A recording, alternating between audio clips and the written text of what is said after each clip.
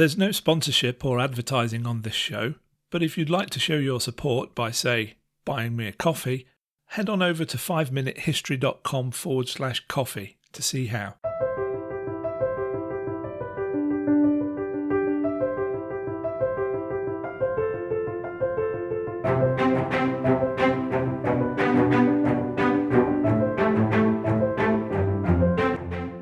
Welcome to the 5-Minute History Podcast, where every week we tell you interesting things from history in about 5 minutes.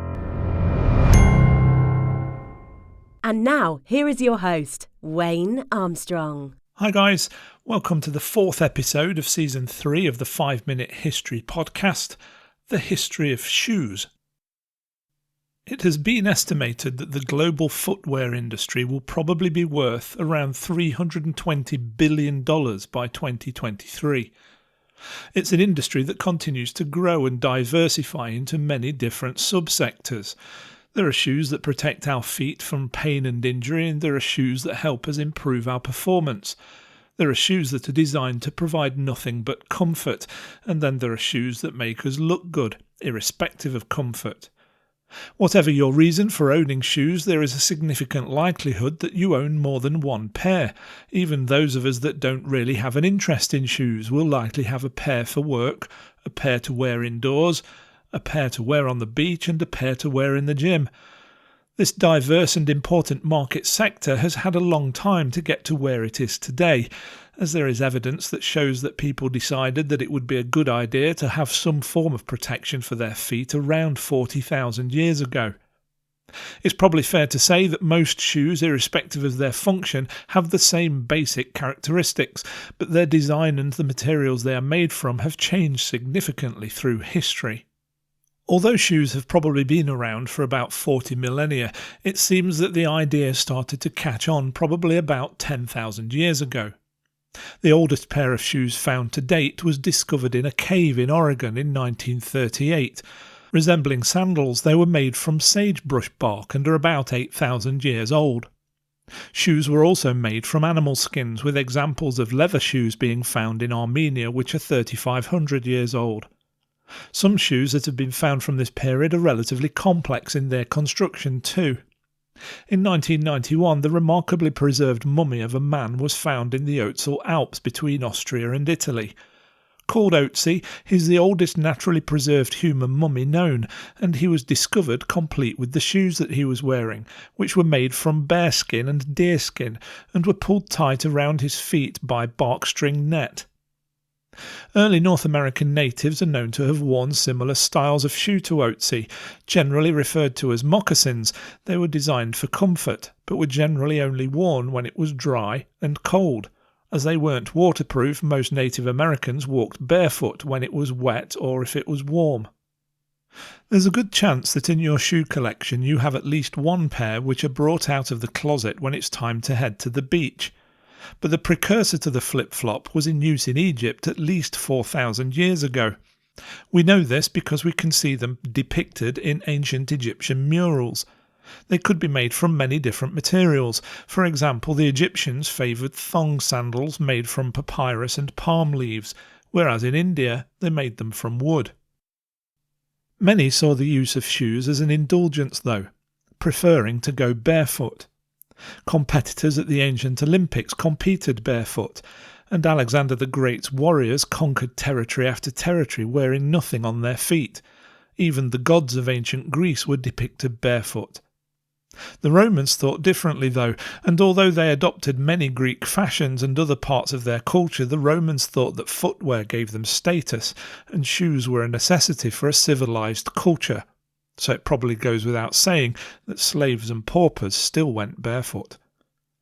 Shoes started to indicate other things as well. For example, you could tell the rank of a Roman soldier from his footwear. The higher it went up his leg, the greater the rank. From around 4 BC, colour started to have significance too. As it was expensive to lighten leather, a paler coloured shoe demonstrated wealth. At the same time, an industry in shoemaking began to take hold as the skills of the cobbler started to be in ever greater demand, with shoes being required for different occasions and used for different purposes. As time marched on and we entered the Middle Ages, shoes started to develop even more different characteristics and styles. For example, chopines were created in 15th century Turkey, which resemble modern-day platform shoes. They could be up to 7 or 8 inches high and denoted status and wealth. During the 16th century, high-heeled shoes started to be used as a way of making a person look taller, especially those people in positions of authority, including royals such as Catherine de' Medici and Queen Mary I of England. They were initially used by women, but the late 1500s saw men also starting to wear them, and the term well-heeled indicated a person's status by the heel on their shoes. Not everyone was free to indulge in the heel of their choice, though. In 17th century France it was illegal to wear red high-heeled shoes, unless you were King Louis XIV himself or a member of his royal court. It is during the 17th century that we see the introduction of shoes that have a separate sew-on sole, and there was also a gradual move towards shoes that were specifically made for the left and right foot, and these are the forerunners to today's modern shoes. Shoemaking became more of a commercial endeavour from the middle of the 18th century, with warehouses stocking all sorts of different types of shoes made by hand as part of local cottage industries. However, by the end of the 19th century, everything had been completely mechanised, allowing for large-scale production in huge factories, helped along the way by innovations such as riveting machines as patented by Thomas Crick in Leicester in 1853, and the introduction of the sewing machine in 1846. Other advances were introduced later in the century, including the use of rubber heels for boots and shoes using a patent that was awarded to Humphrey O'Sullivan of Massachusetts, USA in January 1899, and by 1910 we also saw the introduction of a process to glue soles to shoes instead of sewing them on. As the 20th century progressed, new materials and processes continued to be introduced, although not all of this progress may be seen to be positive. For example, due to the use of modern plastics and other similar non-biodegradable material, it's been estimated that most modern shoes would take around 1,000 years to decompose. Although some manufacturers have picked up on this fact and have started making shoes from completely biodegradable materials. In 2007, the global shoe industry was worth over $107 billion and is expected to triple by 2023. China is the largest producer of shoes with 63% of the world's production, but if you want high-end, higher-priced shoes, then you need to head to Europe.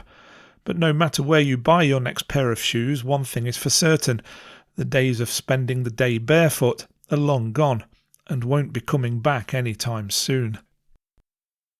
I hope you enjoyed that episode of 5 Minute History.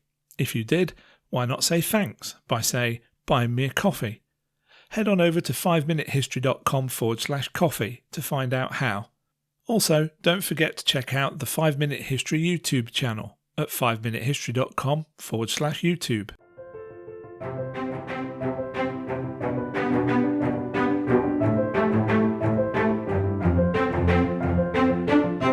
Thanks for listening to the 5 Minute History podcast at www.5minutehistory.com.